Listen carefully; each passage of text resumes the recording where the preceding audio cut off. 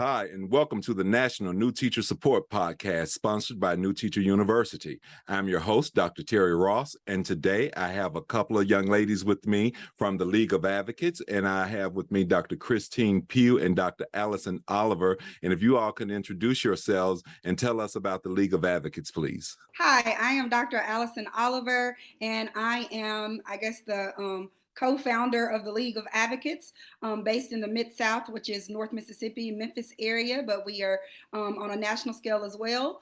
And my co-owner is...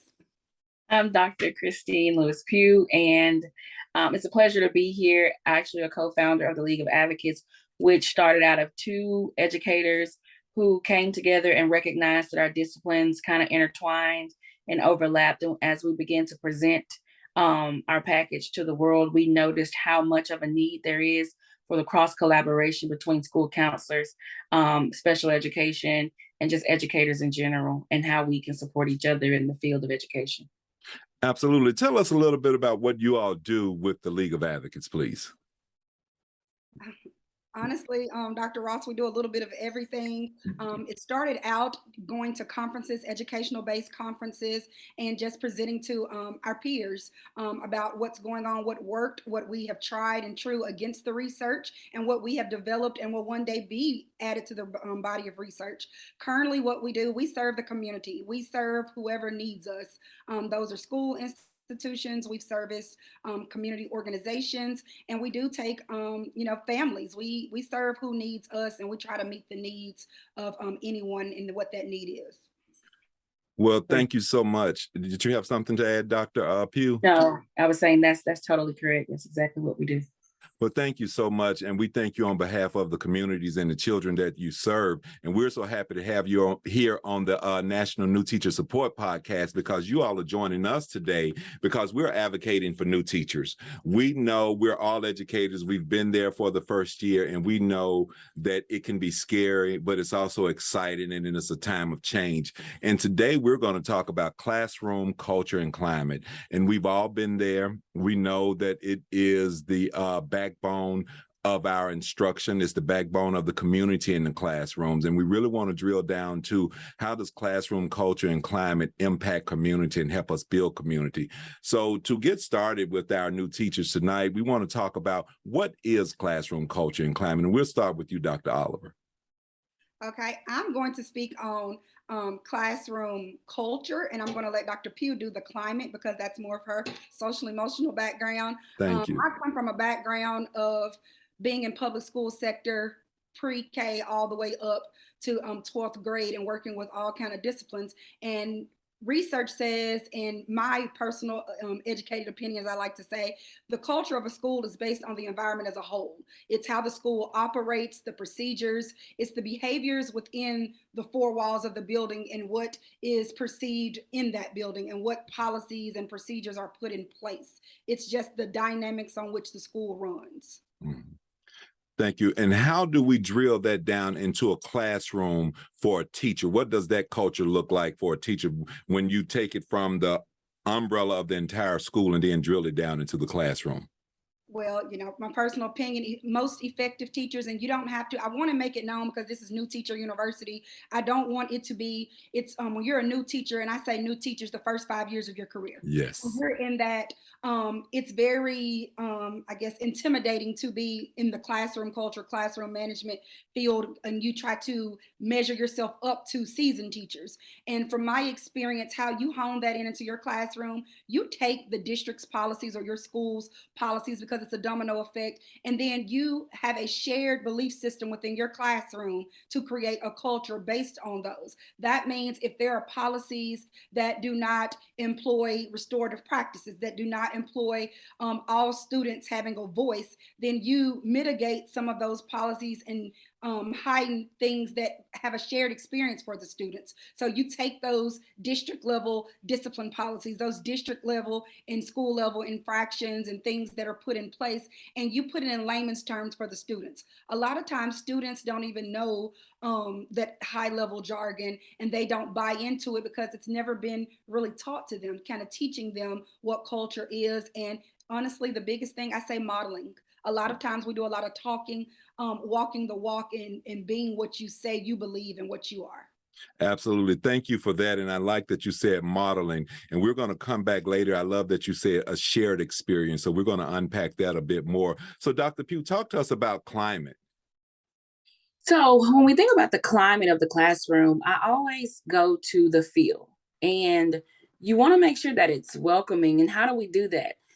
Different schools have different policies about colors in the room, but also we know that students, when they come in, if you built the culture, then the climate can be just as warm and more and welcoming, and it impacts their social emotional. I like that Dr. Oliver mentioned that they have to have buy-in. And so as a new teacher, you got to understand what kind of climate do you want?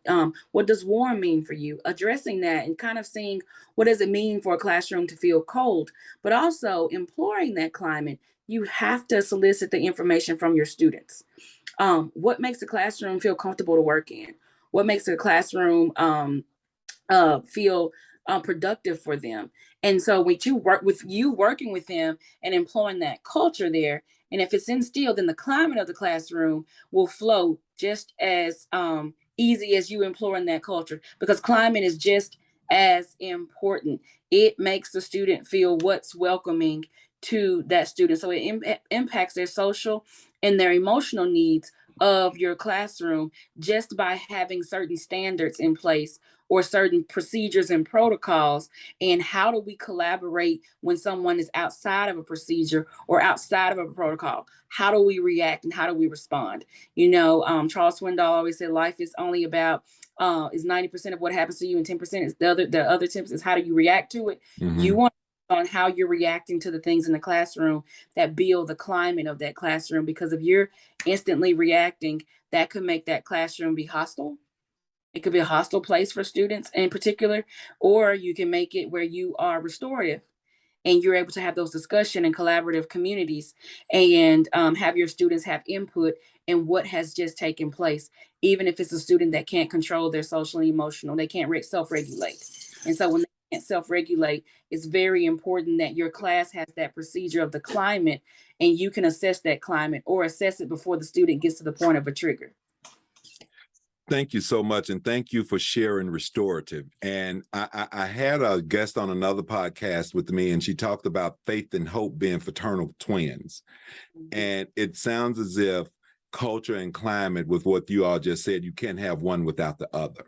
So they're fraternal twins when it comes to a classroom and a school as a whole.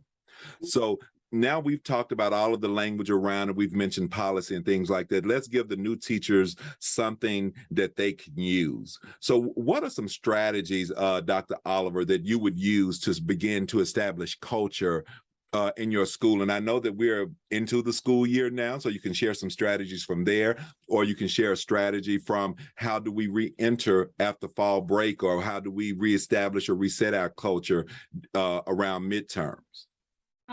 I personally, I'm a self-reflective educator. I've always, I remember my first years, and Dr. Pugh can attest to that. I always survey my students, not teachers, regardless of what ability level they have. I want to know, what do they feel about me? Do they trust me? I feel like regardless of what point you are in the school year, if there's not a culture of trust and acceptance, you won't be able to reach the students, and you can always gain that trust back.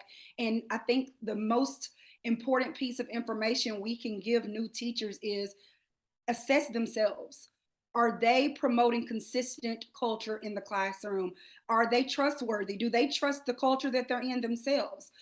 Do they feel triggered, which in turn, falls on the students? So I think self-assessing their protocols, their actions, doing the heart work, looking within self to see if it's bad behavior. Am I causing the bad behavior? Are my scores not as high because my routines are not in order? Am I consistent in what I say, regardless of what kind of culture and policies you have in place? Are you consistent in what you believe in? I can go from personal experience with my own two teenagers. They love the teachers, regardless of what kind of attitude those teachers have, but they love to know what they can expect from that educator every day, regardless of what end of the spectrum they are on. They need to be able to trust and accept that teacher where they are. So I think it starts with self. We always put it on students, but teachers, we have to be self-reflective. Regardless of how bad it hurts, it's okay to ask a peer teacher that you trust, come observe my classroom. What do you think? What do you see in the hall? Am I reflective? Are my actions reflective of the results and outcomes I want to see?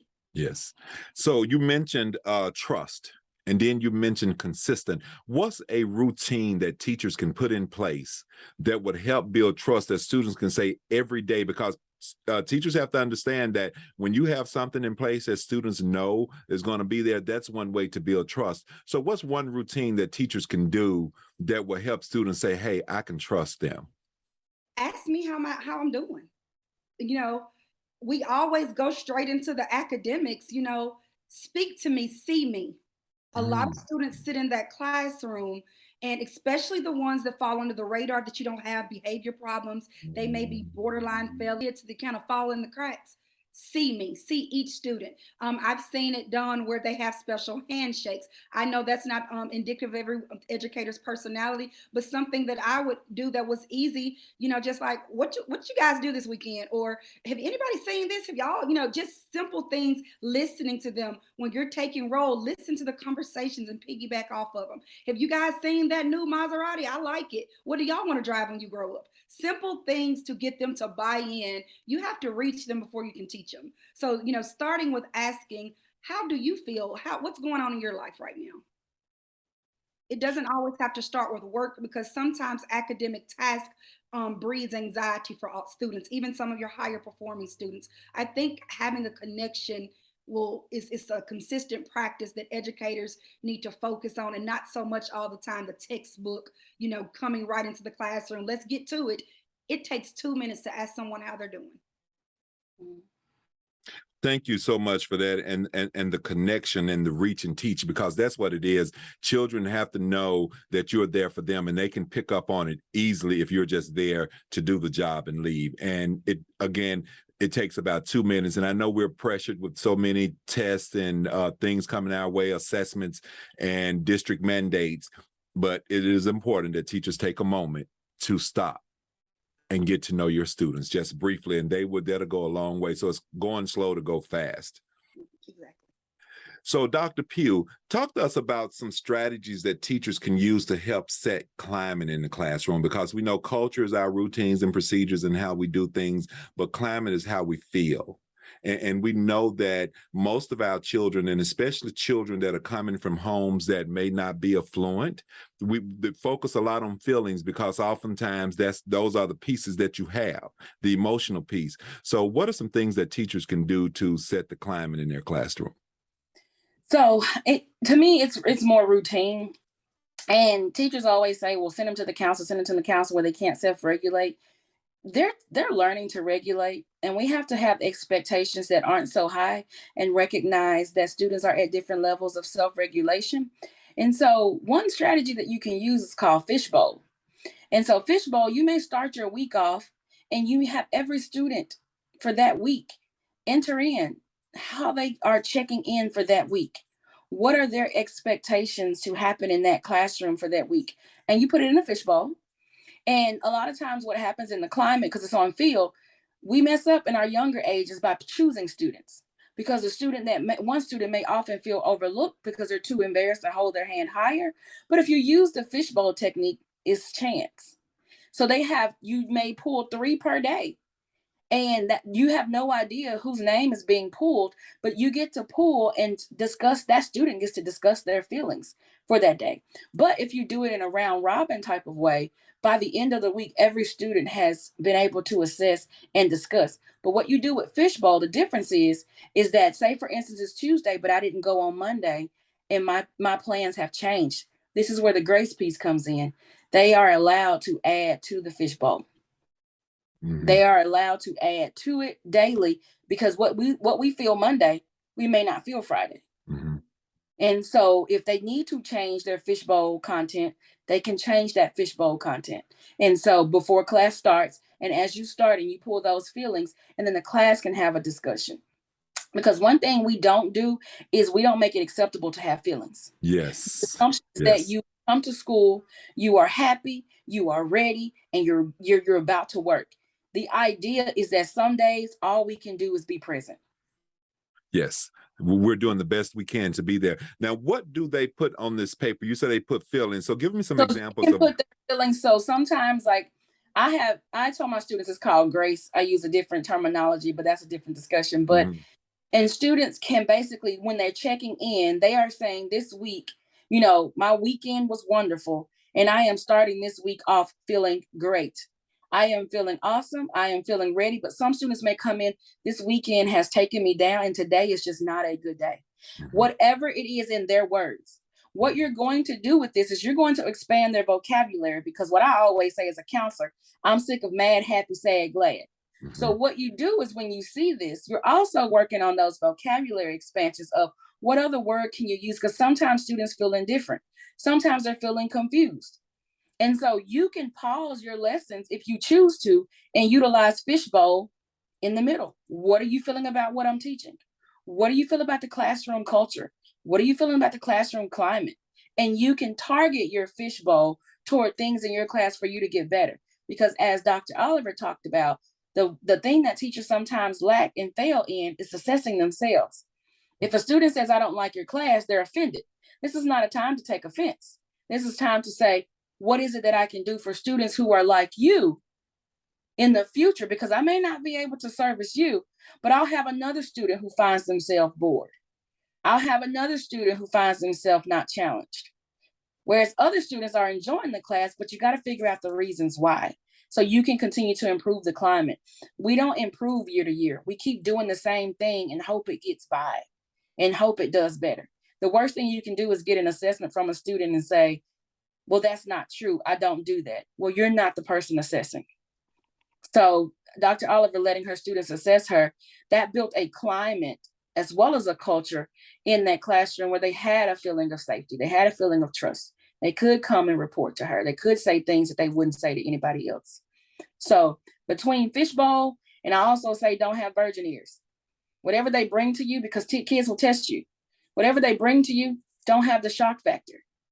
Be willing to speak about it in that moment and then refer them to the right resources, even if it's the thing that wants to lay you out on the floor. So you have to do those two things to me to build that climate, which impacts that culture. Thank you so much for that, Dr. Pugh. It's in a time of high stakes testing. We're coming out of a pandemic. Everyone is feeling a little overwhelmed. And we know how new teachers are feeling. Thank you for sharing with them to stop. And let's deal with feelings for a little while. Let's deal with the climate of our classroom, because that's a strategy that some people would think you have to do it in an advisory time or a homeroom time. But to add something like that to the classroom, again, that's stopping to take the temperature and look at the humanness of our children. So thank you for that.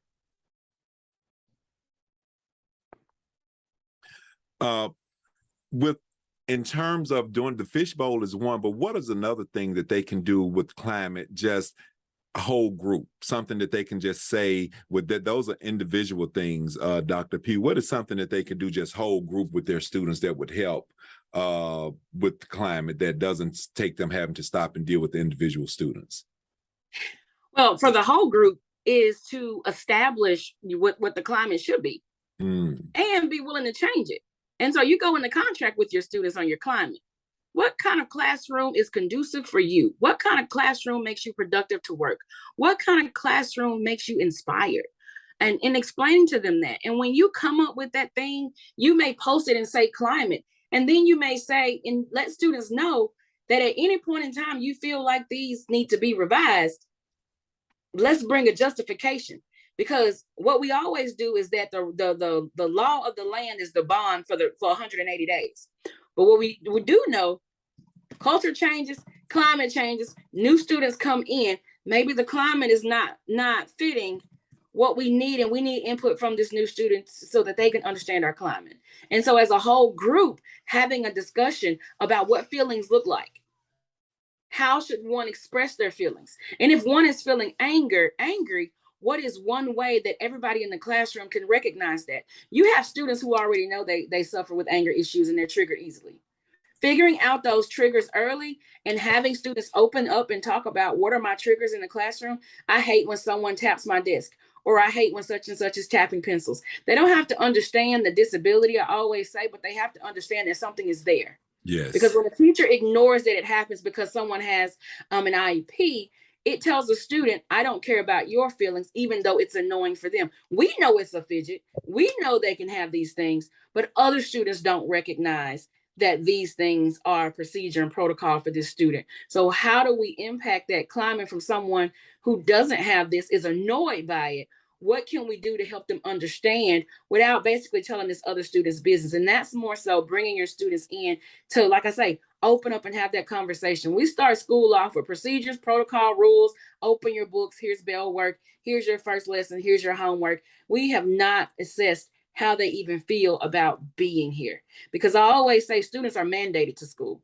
I talk about mandated clients in counseling and how tough they are to work with. Students are tough to work with because they're mandated to school because of the compulsory attendance laws. So they don't have a choice. Yes. But some of them, if they had a choice, they probably would choose not to come on certain days. But since they don't have that choice, you have to make sure you're establishing a place that they can express what makes them not want to be here. Yes. So thank you so much, Dr. Pugh. You and Dr. Oliver both came back to shared experiences. Dr. Oliver started off with shared. You came back to that share with, let them share what would make the classroom great for them. Dr. Oliver, if you could talk to me about what's one thing in the classroom that you think that teachers can do this time of year, midterms, that would help them reset the classroom and a piece of culture that they could put in place, or a piece of culture that they can reestablish? My favorite thing, I'm going to go to it and play devil's advocate. If teachers would employ just a universal design for learning, UDL, what's done for those exceptional students that Dr. Pugh was talking about. My problem, and I get irritated with, we always look for just an IEP or a student that has a label on them. What's done for those typical demographic of students can be done for all students. And I think really informing our instruction, a strategy, again, we talked about the shared experience and things, but a big thing that we don't do, that a lot of our problems come through, administrators don't do a great job at teaching replacement behaviors to teachers. District level personnel don't teach replacement behaviors to their school leaders. It's a domino effect. And we expect students to just conform to these environments that sometimes they begin to work. And I always say by October, the honeymoon is over. Teachers are not faking. Your weak teachers are weaker. Your strong teachers sometimes are getting tired because they're holding up the bricks, especially in 2022, because we have schools that have 10 and 15 vacant spots. So teachers are tired. So I think doing the work and just doing universal design for learning. So I'm sorry. no, you've used that twice. Tell us what universal design for learning is. Everybody getting what they need to be successful in layman's terms. That means that we're activating tier processes at a heightened state. We are assessing students' backgrounds. We're embedding multicultural experiences into the lesson. We are doing what the district mandates. Let me put that out there. A lot of people, when we go to conferences, they say, well, my district says I have to teach that. They can give you the recipe, but how you cook it is up to you. How you bring it out and how you reach them is up to you. And UDL hits every learner. It doesn't matter if I'm gifted. I could be as gifted and be in CLUE and all of these things and still have some emotional needs or mental health needs. Or this could just be a subject that I don't like, I don't get. What am I doing to ensure that all students are being activated for learning? What is one strategy inside of UDL that they can use? If I go academics, I would say groups. I'm a behaviorist. I look at group learning. A lot of teachers are doing it incorrectly. They are mandating them for certain groups. We are pairing groups, and we're not pairing groups like we need to. We're doing all this ability grouping. We're doing, well, she's smart, we'll put them with the lower, and nobody's growing. We need to really assess where students are and how to group them and go beyond the textbook. I would say group work. I would say differentiated instruction. I know it's cliche, but differentiated instruction means that I don't have to write that essay, and the teacher should be okay with if I can get up and recite to you what that story said and I can act it out. I should be able to get the same grade, and I shouldn't have an IEP to have that accommodation. It's going beyond just the textbook and paperwork. A lot of teachers, new teachers listening, and even some seasons that are on, you don't have to conform to cultures that you see are not working. A lot of policies and procedures within districts, they're doing it because it's always been done that way. Yes. So one of the things, and thank you so much for sharing that, they don't have to grade everything the same, because one of the pet peeves I have is that we're starting out teaching, let's just say, Pythagorean theorem, and the students start out with a 40, then they may make a 50, then they may make a 45, but then they make a 80, a 90, and an 85. We go back and add those 40s and 50s in to the 80s and 90s and pull them down, and then we say, well, you should have tried harder in the beginning. It took you too long to get serious about it. Well, maybe your teaching wasn't where it was supposed to be in the beginning, or maybe it was not meant for them to be able to work the problem at that level in the beginning, because it was layered to get to that point. And then children learn in different paces. So thank you for sharing that in terms of, we don't have to grade all students the same. No, and it's not being unfair. No, a big thing, Dr. Ross, Christine, Dr. Pugh was probably laughing, because I had that experience this week with my personal son, that I had to advocate and go in and be, Dr. Oliver from a different stance as a parent, because exactly what you said. Do not wait till the bit of 9 weeks, this report card season, to punish a student. We're not just teachers, new teachers. When you fail that student with those 50s and 60s, and it's in them, and maybe they didn't put forth the effort, that's right, that's common. But what about if you were graded every day, if you were failed, if your paycheck was docked when you didn't give 100% every day? UDL, I always say, what circles back around, are you connecting the content to the students' goals? We don't need to laugh at those who want to be barbers or plumbers. You have students that really desire to work at McDonald's. Bring their shared goal into the content. I see a lot of times that it's been my experience in an affluent district we worked at, a teacher made fun of a student saying that he wanted to be a manager at McDonald's. You've lost that trust. You've lost that acceptance piece in the classroom. Instead of saying you need to learn how to divide, because you will have so many employees, and you will have to divide hours based on your budget, bringing that real world experience into them, teaching them digital literacy. We love to say we don't need Snapchat, we don't need Instagram. How can you use that positively to get to your goals? You can create a video, you can use technology. Anything can be bad, if you abuse it, but actually, meeting students where they are and advocating for them.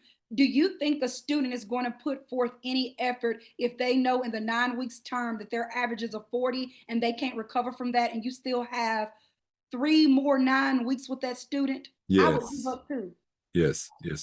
And thank you for sharing that piece. And see, when you said the student wanted to be a manager at McDonald's, see, my mind always project. So the next thing I saw was regional, and then North America. But that's us. It's a mindset, Dr. Ross, and Dr. Pugh, and I always say it's a mindset. And I don't care if a student tells me they want to sell pumpkins at the end of their driveway. Okay, you want to be an entrepreneur. What do we need? What skills do we need for that? And how do you turn that pumpkin stand into a farm stand or a farmer's market that can produce something year round? So that's kind of where I go. And we talk about this because in my example as a counselor, I had a student that was brought to me, and this student was not academically where he needed to be. However, we had a snack cart because our grade ate lunch very early. And the school decided for our grade, they would have a snack cart, collect funds, and it would support the sports or the arts. And so this student got in trouble because basically the students came to me, and I was like, what's going on? They was like, just talk to him. And the student said, well, I looked at the snack cart, and all the items on the snack cart were too expensive for the students in my classroom. So everything there was $1. So I went to Dollar General and bought a bunch of cakes, and I sell mine for 50 cents. Yes. And I went to my principal and I said, look, I said, you're missing a business plan.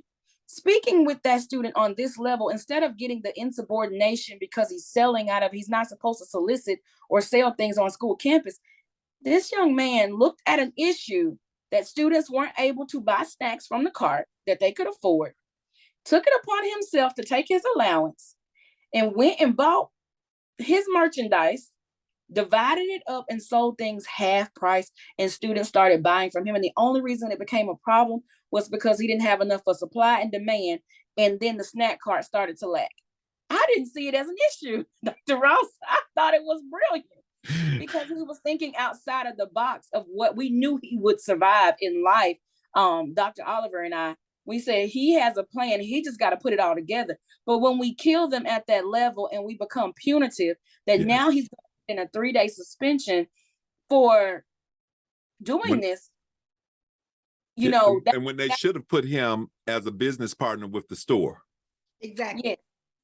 How could he have helped and maybe just build the funds for the school or talk to him? But when we talk about culture and climate, the culture was there, but what was the climate, and how did this climate get killed by this one incident? How did this begin to feel? And as Oliver was talking, I was thinking about, if me as a counselor was very hard because I didn't get any of this. But when you look at it in terms of it's okay to stop your classroom lesson and ask students to take a piece of paper and draw how you feel about this. And that means they can draw, they're confused, they're excited, they're happy, whatever they feel, just so you can kind of understand where that climate is in the middle of that UDL and what you draw how you feel. And let them take that moment and assess that. And then you can be interactive with it and find the Nearpod will do it, and they can all put it up and you can put it on your board. So it doesn't have to be something that they're doing just on a piece of paper. You can find those interactive platforms that will allow it to be for the classroom discussion. So thank you all so much for joining us on the National New Teacher Support Podcast. You all have just offered some great strategies for the teachers. And I just want to recap some of the things that really stood out for me is that you all said, make it a shared process. Make sure that the students are involved in the classroom rules. How does it feel for them? Stop and check the temperature with the students. You also said, make it restorative. Not always, don't make everything punitive. Stop and seek to understand the students and then check on how are they feeling. We need to stop and check, and especially now, because coming out of a pandemic, a lot of children lost their rock.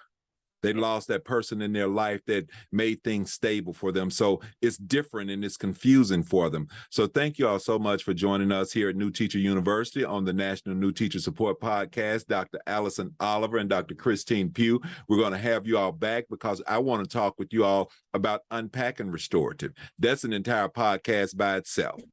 Unpacking the shared vision and the shared processes in the classroom. That's a podcast. So thank you all so much. And I appreciate you here. And I'm sure that the audience is going to get a lot out of this. So thank you, thank you, thank you.